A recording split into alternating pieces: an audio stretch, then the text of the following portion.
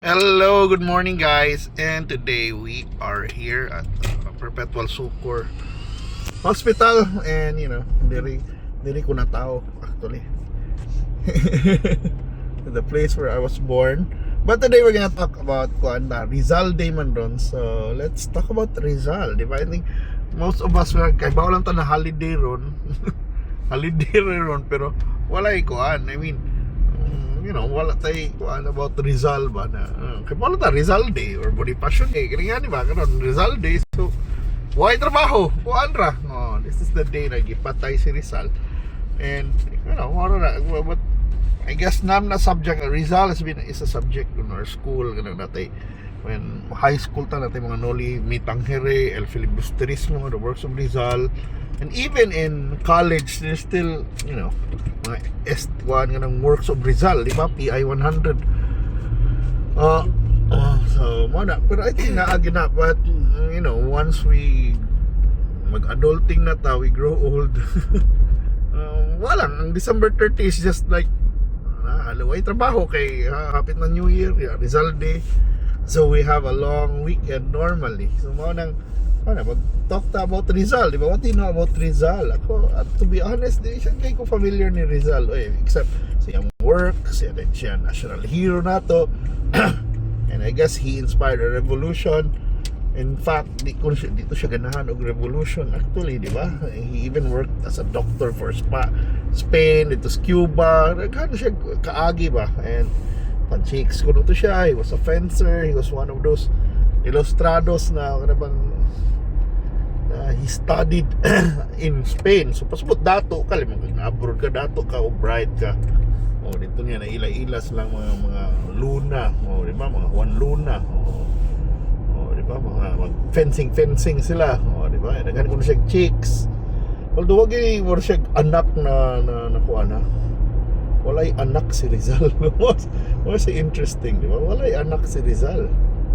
And he died, sa Bagong Bayan as a hero, di ba? And I guess we're happy to the end of the Spanish colonization na to, kay kamatay niya eventually.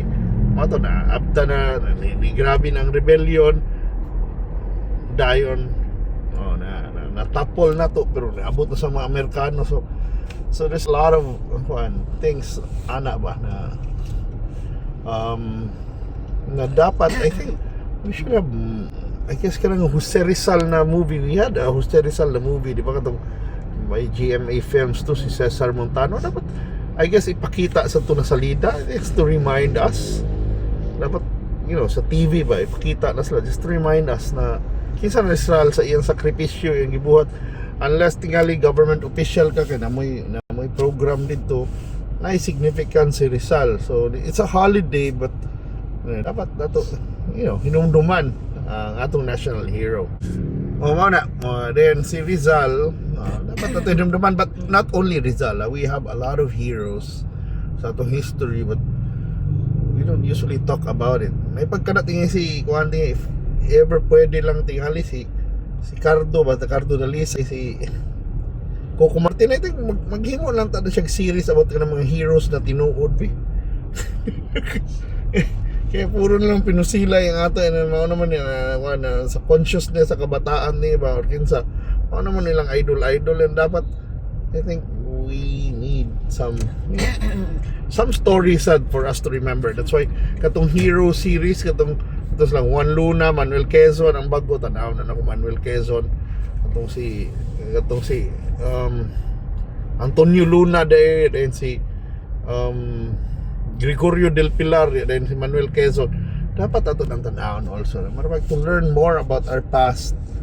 Na, kita ikuan sa itong past ba. We have to be proud of our past. We know the story. And, learn our lessons, but also honor our heroes, because without them also, marapag we won't be here, di ba? Why Pilipinas, although ang uban sa tiay ganahan may pag why Pilipinas kay basig Amerika taron or basig Spain taron, di ba? So pero mao na ba na we should also remember our heroes. Ano ba in this day and age ba na sometimes supposedly information is readily available, O di ba kana mga pwede na maghimog content, and maybe hopefully yeah, some content creators, ano ko di na lang ka ako, no? Some content creators should tell the stories of our hero, of our history.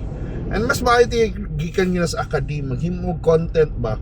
Labi na ka ng mga history teachers, content to make us remember. Kaya usahay nun, makita na ko diyas mga page yun, ka naman ng world history man ako, makailan na ako mga kinsa ng mga King Henry dakuan, si Anne Boleyn, makabasa na ako mga unnecessary information about them by mga Tudors, the War of the Roses.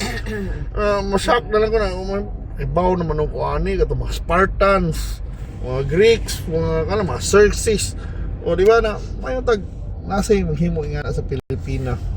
Pero talaw na ko basin din na ano, and I think we should make the younger people get interested also, and make it easier for us to check our history. Right, mao na. And I guess mao naman na we should always may tagma na gini mag-iana ba na natay way to remember the heroes, and not only kanagong problema ko nato say we stop yung heroes mo last na itong mga hero kanang mga presidente raman mga 1940s or sa gira, but we have modern day heroes that we don't know of day. Ay daghan na, di ba? Kanang mga Filipino na inventor, Filipino na athletes, maybe Filipino soldiers, di ba na nasa yung mga achievements at mga modern heroes. Ako sa sports kay lagi ta mga Efren Batarias sila kuan mga boxer na to. But I guess we have to really have some historians na Pilipino makikita mo kung anong history. We have so many eloquent Filipinos na content creators na eloquent kayo. Sometimes mga puro naman mga joke naman lang atong himuon, di ba? May tagnasa intellectual na mga creators. And I guess mo niya akong pangutana before we go, kinsa man yung idol na hero diri sa mga di ba? Kinsa man yung pinaka hero sa mga hero, di ba?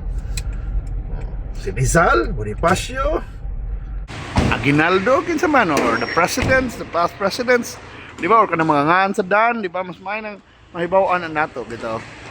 And sometimes ito, if we don't have mga na content creators but it will tell us about heroes, sometimes vulnerable to sa mga fake news, like kada mga himos like storya na natin mga gold, na mga kuan na sometimes gamiton pa sa election, di ba?